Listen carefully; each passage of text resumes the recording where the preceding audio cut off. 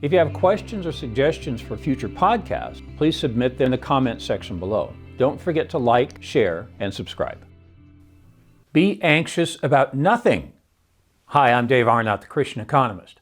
I said to a young woman in my class recently, "You're in the happiest group in the world, a Christian American woman. Now, if you get married, your chances of being happy increase even more."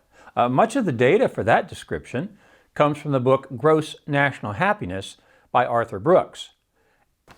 Anxiety is growing faster than GDP, but many people are not happy, and they're suffering from anxiety, especially since the pandemic. Here are a few data points. Anxiety disorders are the most common mental illness in the United States, affecting 40 million adults age 18 or older. That data comes from the Anxiety and Depression Association of America.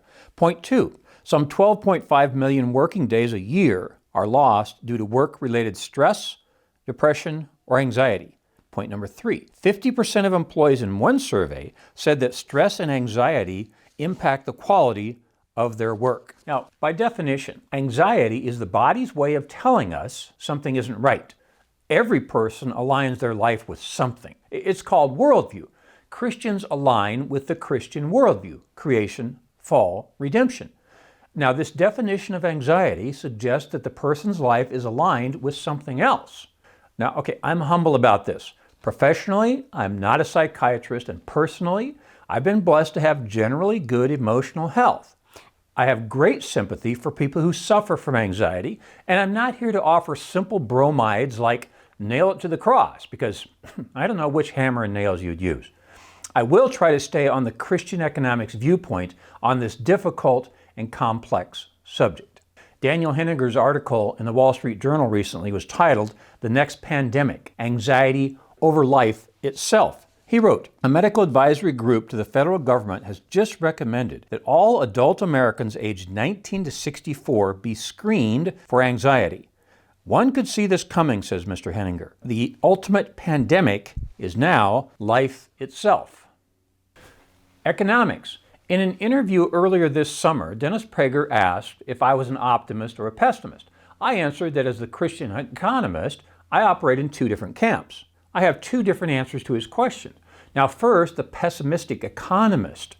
Since my DBU sophomores were born in the year 2000, the U.S. debt to GDP ratio has doubled from 57% to 124%. And it's getting worse every day. Inflation is making people poor, and it's especially impactful on the poor, whom we Christians care about. The Fed is no longer independent, and is printing money to support the fiscal madness of national debt. The central bank kept the interest rate too low for too long and caused inflation. There is no free lunch, so the increase of the national debt from about 20 to 30 trillion just since my Dallas Baptist University students started college has to be paid for. I have no expectations the debt will actually be reduced. Just the interest on the debt is currently the fourth largest expenditure of the federal government. And what do we get for that? Nothing. Now, for the optimistic Christian viewpoint, I have seen God redeem messes greater than this one before. We've messed up before, and God has a way of turning our fallen messes into something better than we could ever imagine. But we should not count on God to bail us out every time we make an economic mistake. Now, after getting my sophomores all discouraged about debt and interest rates and falling GDP, I reassure them, because of the economic mistakes of the last few years, you will be poorer for the rest of your lives. But they will not take away your spouse, your children, your family, your salvation, or your church. This is why Christians have hope. We believe the captain is still on the bridge. 3 levels of stress. Now, in my macroeconomics class, I made a little case from the story of a McDonald's employee in St. Louis who got caught between 2 different minimum wage laws and was bumped from the higher to the lower level. She was anxious about paying her bills. I announced to my class, I want minimum wage employees to be anxious. By definition, minimum wage employees are among the lowest economic producers. See, students get anxious over social loafers in their project groups who don't make a contribution. The McDonald's employee is similar in this example. The Christian Economist wants her to produce at a higher level. Now, if you still believe the zero-sum theory that she must get poor for the rest of us to get rich, I'll refer you to the great Thomas Sowell. He did a whole video YouTube series about it. Look, we want her to make more, but we want her to make more by producing more. Now, there's more about minimum wage in my very first podcast, number 1, titled The Christian View of Minimum Wage. I want her to be anxious, just like I want my DBU sophomores to be anxious. I want them to be concerned about what's on this Thursday's quiz. That's because I want them to move up, academically and economically. I want them to graduate from this class and the next, and I want them to graduate from the university. Then I want them to move up through their career by loving their neighbor, by supplying goods and services their neighbor demands. I want them to have good stress, which today I'm calling eustress. Now let's consider 3 levels of stress: no stress, eustress, and distress. Now, if my students had no stress, meaning we awarded guaranteed minimum grades, there'd be no reason to get out of bed and attend my 8 a.m. class. But if they have eustress, see, that's good stress. They show up on time, they read the chapter, they take notes during class, and they confer with their study group in an attempt to do well on the quiz.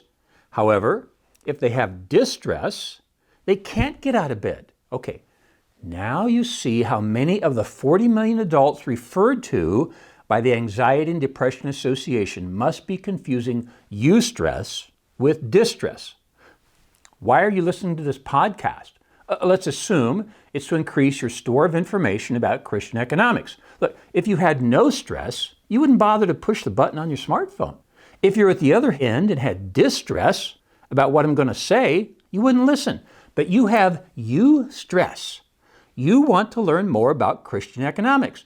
Don't confuse eustress with distress. Life is better now than any time in history. This first line from the book, The Great Escape, is one of my favorite quotes. The author is Angus Deaton, who won the 2013 Nobel Prize in Economics, and he's a professor at Princeton.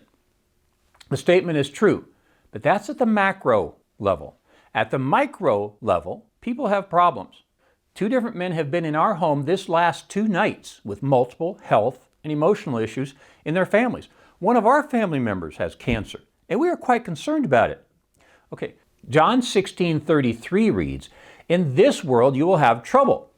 I've always thought that was a pretty bad marketing slogan, but the remainder of the verse reads, "But take heart, I have overcome the world." Now, these 2 men were in our house this week because we have relationships with them and we invited them. But a society that's self-centered and full of hermits scanning Facebook and playing video games will not find ways to deal with their problems.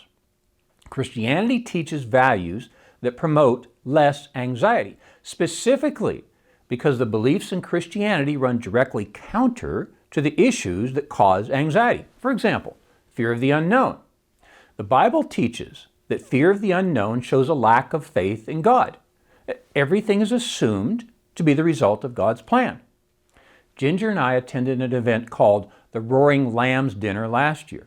One of the honorees was Mike Lindell. You might know him as the pillow guy. In the midst of the pandemic and economic and political distress, he said, "You think the world is going the wrong way, but you're going to find out that it is going God's way. God planned all of this, and He is going to redeem it." End quote from Mike Lindell. Life is better for Christians because we believe our salvation is secure. Now, most of the things you worry about don't happen. Thus, logically, worry works because it makes bad things go away. Or not. I did an interview with Jeremy Stallnecker at the Situation Report this week. I mentioned that I have earned a PhD, I've written a few books, I've read hundreds of books and academic papers. But maybe the most powerful 5 minutes I can recommend is the Dennis Prager video titled The Key to Unhappiness. He says there are 2 kinds of people. Those who feel entitled are unhappy. Those who feel grateful are happy. He says it's our duty to be happy. And as a Jew, he doesn't believe Jesus died for his sins. We should be even more grateful than Dennis Prager. Opportunity cost. Okay, it's pretty easy to predict a growth in the mental health care profession. This is not good for the economy. Counselors and psychiatrists are like accountants or police. They don't create value, they protect it. Sure, they enable labor to be more productive, but the less we as an economy spend on that protection, the richer we get. The previously quoted Mr. Henninger predicts that a post-COVID mental health care industry is emerging, and that anxiety mitigation will provide lifetime work in schools, medicine, and the media. I'll return to the title of this podcast for the closing. It's found in Philippians 4, verses 6 and 7. Be anxious for nothing, but in everything by prayer and supplication give thanksgiving. Let your requests be made known to God.